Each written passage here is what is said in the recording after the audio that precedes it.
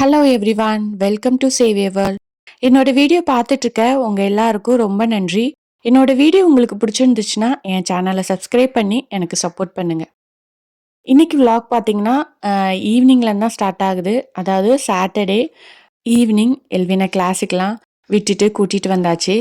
எப்போவுமே இந்த Friday Saturday evening அவனை கிளாஸுக்கு கூட்டிட்டு போகிறது, அப்புறம் வீட்டுக்கு கூட்டிட்டு வர்றது, இதுக்கே எனக்கு டைம் சரியாக இருக்கும். ஒரு 7:30க்கு மேலே தான் கொஞ்சம் ஃப்ரீயாக இருப்பேன். ஸோ அன்னைக்கு சாட்டர்டே பார்த்தீங்கன்னா எல்வினுக்கு கூல் பவுடர் தான் ரெடி பண்ணலாம் அப்படின்ட்டு திங்ஸ்லாம் வாங்கி அதை ரெடி பண்ணிட்டு இருந்தேன். ஸோ இந்த பேக்கெட் பார்த்தீங்கன்னா இது எங்கள் ஊர்லேயே பண்ணுறது தான், குடிசை தொழில்னு சொல்லுவாங்கள்ல. ஸோ அவங்க இந்த மாதிரி பேக்கெட் பண்ணி அதை கடைகளுக்கு போடுவாங்க. ஸோ அவங்கட்டருந்து வாங்கினதான். ஸோ இந்த பேக்கெட் வாங்கி இதில் கொஞ்சம் கம்மியான திங்ஸ்லாம் எது இருக்கோ ஸோ அதை நான் கொஞ்சம் எக்ஸ்ட்ராவாக ஆட் பண்ணுவேன். எல்லா திங்ஸுமே ஆட் பண்ண மாட்டேன். ஒரு சில திங்ஸ் மட்டும் நான் கொஞ்சம் எக்ஸ்ட்ராவாக ஆட் பண்ணி தான் எப்போவுமே கூல் பவுடர் வந்து நான் ரெடி பண்ணுவேன். ஈவினிங் டீ காஃபிக்கு பதிலாக அவனுக்கு எப்போவுமே கூல் தான். ஆல்ரெடி ஒரு 2-3 வீடியோவில் கூட நான் ஷேர் பண்ணியிருந்திருப்பேன். ஈவினிங் அவனுக்கு வந்து கூல் ரெடி பண்ணுறது. ஸோ அது வந்து காலி ஆயிடுச்சு. ஸோ அதுக்கு தான் இப்போ மாவு ரெடி பண்ணி வச்சுட்டா ஒரு 3 மாதம் 4 மாதத்துக்கு அது பாட்டுக்கு ஓடும். கெட்டு போகாமையும் இருக்கும். ஸோ அதில் வந்து கொடுத்துருந்தது பார்த்தீங்கன்னா கம்பு, ராகி, அப்புறம் சோளம், வரகரிசி இதெல்லாம் கொஞ்சம் அதிகமாக கொடுத்துருந்தாங்க.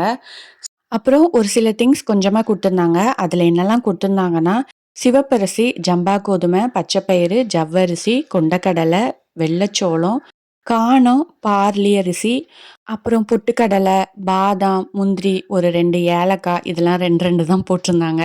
ஸோ கருப்பு உளுந்து இப்படின்ட்டு ஒரு கிட்டத்தட்ட ஒரு 18 திங்ஸ் அவங்க குடுத்துருந்தாங்க. ஸோ அவங்க இது எல்லாமே வறுத்து தான் பேக்கெட் பண்ணியிருக்காங்க. ஸோ இருந்தாலும் நம்மளும் கொஞ்சம் வறுத்து வச்சுக்கிட்டோன்னா, அது ரொம்ப நாள் கெட்டு போகாதபடி இருக்கும். ஸோ நானும் லைட்டா அவங்க குடுத்த திங்ஸ்லாம் ரொம்ப வறுக்கல, லைட்டா வறுத்து எடுத்துக்கிறேன்.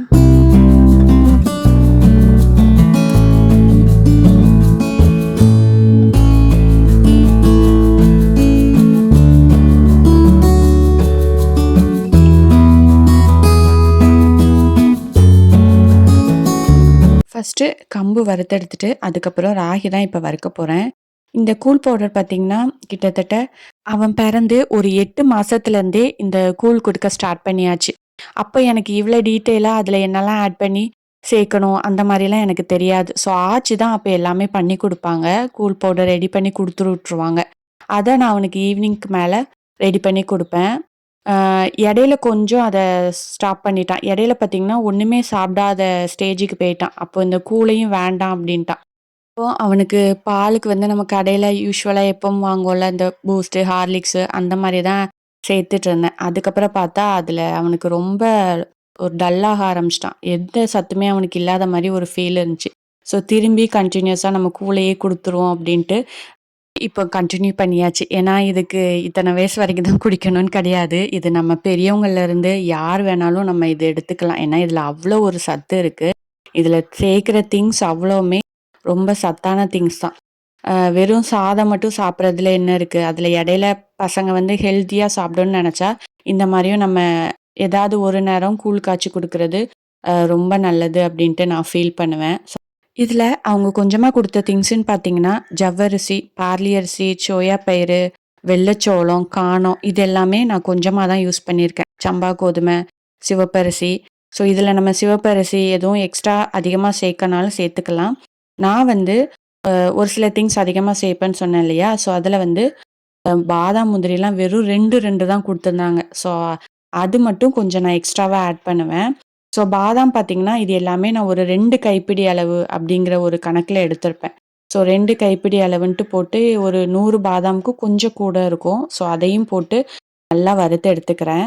பாதாம், முந்திரி பருப்புலாம் கொஞ்சம் நல்லா வறுத்தா தான் அது நம்ம பவுடரா பண்ணி வைக்கும்போது கொஞ்சம் நல்லா கெட்டு போகாம இருக்கும். இதெல்லாம் அவங்க வறுத்துருக்க மாட்டாங்க இல்லையா? நம்ம வறுக்கிறனால கொஞ்சம் நல்லா வறுத்து எடுத்துக்கணும். கொண்டைக்கடலையுமே அவங்க இவ்வளோ தான் குடுத்துருந்தாங்க. கொண்டைக்கடலையெல்லாம் தனியா அவிச்சு குடுத்தா அவன் சுத்தமா சாப்பிட மாட்டான். கொஞ்சம் கஷ்டப்படுவான். அதனால அவன் எதெல்லாம் சாப்பிட மாட்டானோ, கஷ்டப்படுவானோ, அத இதில கொஞ்சம் நான் எக்ஸ்ட்ராவா ஆட் பண்ணிக்கிருவேன். இதுவுமே அதே மாரி தான் 2 கைப்பிடி அளவு எடுத்துக்கிருவேன். ஸோ எல்லாமே 2 கைப்பிடி அளவு. ஒரு சில திங்ஸ் மட்டும் 2 கைப்பிடி அளவுக்கும் கொஞ்சம் கூட எடுத்துக்கிருவேன்.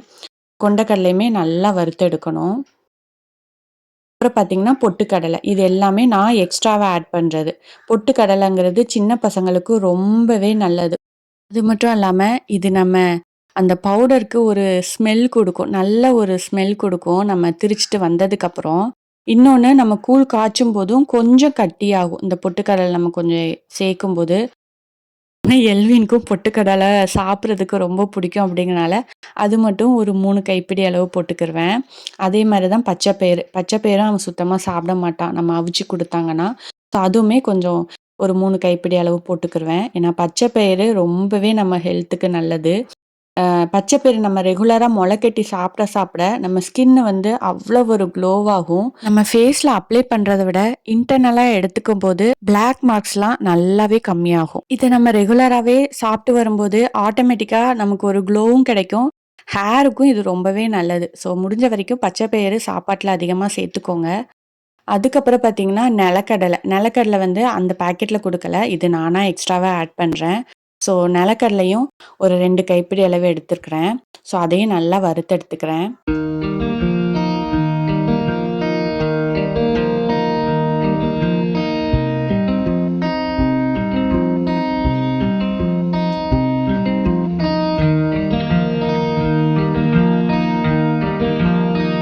இப்போ எல்லாமே நல்லா வறுத்தெடுத்தாச்சு. வறுத்து வச்சதுக்கப்புறம் கொஞ்சம் ஆற வச்சதுக்கப்புறம் தான் திரிச்சு எடுக்கணும். நான் வந்து நெக்ஸ்ட் டே மார்னிங் தான் திரிக்க குடுப்பேன். ஏன்னா, கிட்டத்தட்ட சர்ச்சு போயிட்டு வர 10 மணி ஆயிரும். ஸோ, அப்பதான் கடையும் தொறப்பாங்க. தொறந்த உடனே நம்ம போய் உடனே குடுத்து கையோட நின்னு வாங்கிட்டு வரணும். ஏன்னா, இது சின்ன பசங்களுக்கு குடுக்குறது அப்படிங்கிறனால, கொஞ்சம் நின்னு பார்த்து கரெக்ட்டா திரிச்சு வாங்கிட்டு வரது தான் நல்லது. அதுக்கப்புறம் நைட்டு சாப்பிட்டதுக்கப்புறம் எல்வின்லாம் தூங்கியாச்சு. ஸோ, இதுக்கப்புறம் ரிலாக்ஸா நம்ம வந்து நெக்ஸ்ட் டே சர்ச்சுக்கு போறனால, மோஸ்ட்லி இந்த சண்டே மட்டும் தான் சாரி கட்டுற மாரி இருக்கும். அதுவும் கொஞ்சம் சீக்கிரம் எந்திரிச்சா சாரி கட்டுவேன். இல்ல அப்படின்னு வைங்களேன், ஏதாவது ஒரு நல்ல சுடிதார போட்டு போயிருவேன். ஸோ அதுவும் காட்டன் சாரி பார்த்தீங்கன்னா, மார்னிங் எந்திரிச்சு நம்ம கட்டிட்டுலாம் இருக்க முடியாது. ஏன்னா 7:30க்கு மாஸ் இருக்கும். நம்ம எந்திரிச்சு கொஞ்சம் வேலைகள்லாம் பார்த்துட்டு தான் கிளம்பணும். ஸோ அதனால இந்த மாரி காட்டன் சாரீக்கு வந்து ஃப்ளீட்ஸ் வந்து நான் முந்தின நாளே எடுத்து வச்சுருவேன். ரொம்ப ப்ராப்பராலாம் எடுக்கிறது கிடையாது. ஏதாவது ஃபங்ஷன், திருவிழா அந்த சமயம் மட்டும் நல்லா ப்ராப்பரா அயர்ன் பண்ணி பண்ணுவேன். மத்தபடி பார்த்தீங்கன்னா, சண்டே சர்ச்சுக்கு தானே, ஸோ வாரம்லாம் அயர்ன் பண்ணி நம்ம ப்ராப்பரா பண்ணிட்டுருக்க முடியாது அப்டின்ட்டு, டக்குன்னு குயிக்கா பண்றதுக்காக ஃப்ளீட்ஸ் மட்டும் எடுத்து வச்சுக்கிருவேன். இதுக்கு வந்து நான் எந்த திங்ஸுமே யூஸ் பண்ண மாட்டேன். ஒரு 4 பின் மட்டும் இருந்தா போதும். நானே கையாலேயே என்னோட ஷோல்டர்லேயே போட்டு நான் எடுத்துருவேன். ஃபர்ஸ்ட்டு நம்ம எத்தனை ஃப்ளீட்ஸ் தேவையோ, அந்த அளவுக்கு நான் கரெக்ட்டா கனெக்ட் பண்ணி எடுத்து, அந்த டிப்ப என்னோட சுடிதார்ல வந்து ஃபர்ஸ்ட்டு நான் பின் பண்ணிருவேன். அதுக்கப்புறம் அந்த ஃப்ளீட்ஸ் எல்லாம் நம்ம கொஞ்சம் கொஞ்சமா கரெக்ட் பண்றதுக்கு சரியா இருக்கும். இந்த மாரி ப்ரீ ப்ளீட்டிங் பண்றதுக்கு மெயினா நமக்கு யாரோட ஹெல்ப்பும் தேவையில்ல. அதே மாரி அந்த சாரிய ஹேங் பண்றதுக்கு கூட ஒரு கதவு, இல்லன்னா ஜன்னல் கம்பி இந்த மாரி எதுவுமே தேவையில்ல. நம்மளோட ஷோல்டர்லயே பின் பண்ணிட்டு, ஈஸியா நம்ம நீவி விட்டுறலாம். காட்டன் சாரி அப்படிங்கிறனால. இன்னொரு விஷயம் என்னன்னா, நம்ம அடிக்கடி அயர்ன் பாக்ஸ் யூஸ் பண்ண, அந்த கலர் வந்து நல்லா ஃபேட் ஆகும். ஸோ, எனக்கு கொஞ்சம் குயிக்கா வேலையும் முடியணும். அதே சமயம் ப்ராப்பரா அ எப்படி சொல்ல? அந்த சாரியும் கொஞ்சம் டேமேஜ் ஆகாம இருக்கணும் அப்படிங்கிறனால, நான் வந்து மோஸ்ட்லி அ தான் எடுக்கிறது. ரொம்ப ஃபங்ஷன், பெரிய ஃபங்ஷன் நீட்டா இருக்கணும் அப்படிங்கிற சமயம் மட்டும் அயர்ன் பண்ணி ப்ராப்பரா ப்ரீ ப்ளீட் பண்ணுவேன். இது வந்து பார்த்தீங்கன்னா, ஒரு அவசரத்துக்கு யூஸ் பண்றது தான். மத்தபடி இப்போ நெறைய பேர் ப்ரீ ப்ளீட்டிங்லாம் அவ்வளோ ஒரு அழகா பண்ணிட்டுருக்காங்க. ஸோ, நான் எனக்கு எந்த அளவுக்கு முந்தான வேணுமோ நீளம், அந்த அளவுக்கு கொஞ்சம் கொஞ்சமா இந்த மாரி எடுத்து வச்சுக்கிருவேன். அத அதுக்கப்புறம் ஃபைனலா பின் பண்ணிற வேண்டியதான்.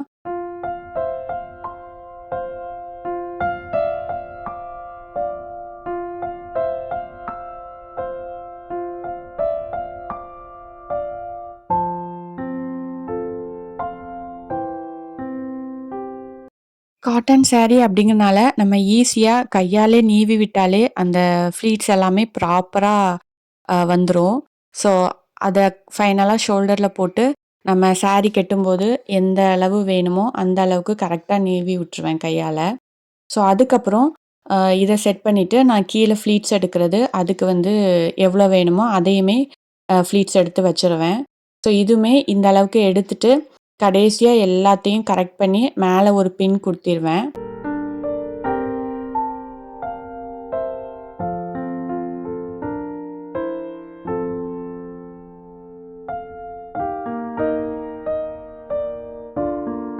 ஸோ இப்ப மேல பின் குத்திட்டு, அத அப்படியே கொஞ்சம் நீட்டி புடிச்சுட்டு, கீழ உள்ளதையும் நம்ம அப்படியே கையாலேயே அட்ஜஸ்ட் பண்ணிறலாம். ஸோ அட்ஜஸ்ட் பண்ணிட்டு, அதுக்கப்புறம் கீழயும் கரெக்ட்டா எடுத்து, கீழயும் ஒரு பின் பண்ணி வச்சுட்டா, நமக்கு அந்த நம்ம இடுப்புல சொருவுற அந்த ப்ளீட்டுமே நமக்கு அவ்வளோ அழகா கரெக்ட்டா இருக்கும். ஸோ இப்படி தான் நான் பண்றது. ஏன்னா, இது டைம் இருந்தா நம்ம அந்த நேரம் கெட்டுற நேரம் கூட பண்ணிக்கிறலாம். பட்டு அவசரமா கிளம்பணும் அப்படிங்கிறப்ப நான் மோஸ்ட்லி இந்த மாரி தான் ட்ரை பண்ணுவேன் காட்டன் சாரீக்கு. இது மேக்ஸிமம் பார்த்தீங்கன்னா, ஒரு 5 மினிட்ஸ் தான் ஆகும். குயிக்கா எடுத்துறலாம். ஸோ இத அப்படியே ஒரு சேர்ல போட்டு வச்சுட்டோன்னா, வேல முடிஞ்சுது. ஸோ மார்னிங் வந்து நம்ம ஒரு 2 மினிட்ஸ்ல சாரி கட்டிட்டு குயிக்கா ரெடி ஆயிரலாம்.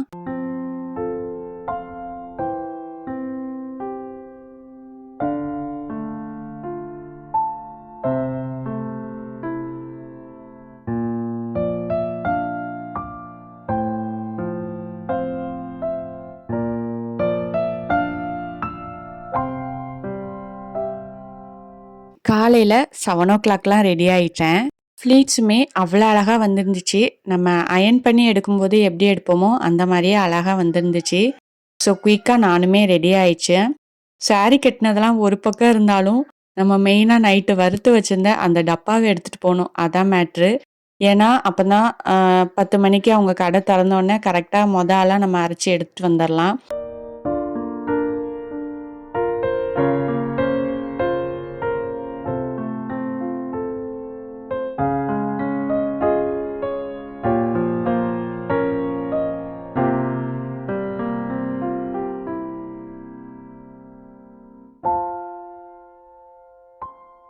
ஸோ கோயிலுக்குலாம் போயிட்டு வந்து எங்க அத்தை வீட்டுக்கு போயிட்டோம். ஸோ மாவும் அரைக்க குடுத்தாச்சு. நெக்ஸ்ட் வீடியோல நான் அந்த மாவு எப்படி இருக்கு, அதே மாரி அது கூழ் நான் எந்த மாரி காய்ச்சினேன் அப்படின்ட்டு நான் ஷேர் பண்றேன். ஏன்னா, அதில எல்லாத்தையுமே போட்டா வீடியோ ரொம்ப லாங்கா போகும்.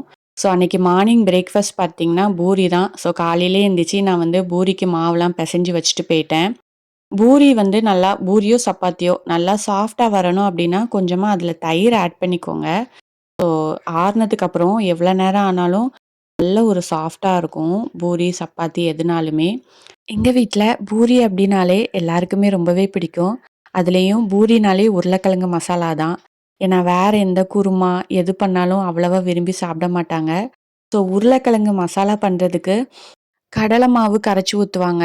சில பேர் பொரிகடலையும் போடுவாங்க. ஸோ கடலை மாவ விட பொரிகடல மிக்ஸியில அரைச்சு போட்டா ரொம்பவே நல்லாருக்கும் டேஸ்ட்டு. நல்லா வாசமாவும் இருக்கும். ஸோ பிரேக்ஃபாஸ்ட்டும் முடிஞ்சிருச்சு. ஸோ இதுவரைக்கும் உங்க வேல்யூபிள் டைம என் கூட ஸ்பெண்ட் பண்ணதுக்காக ரொம்ப ரொம்ப நன்றி. பாய்.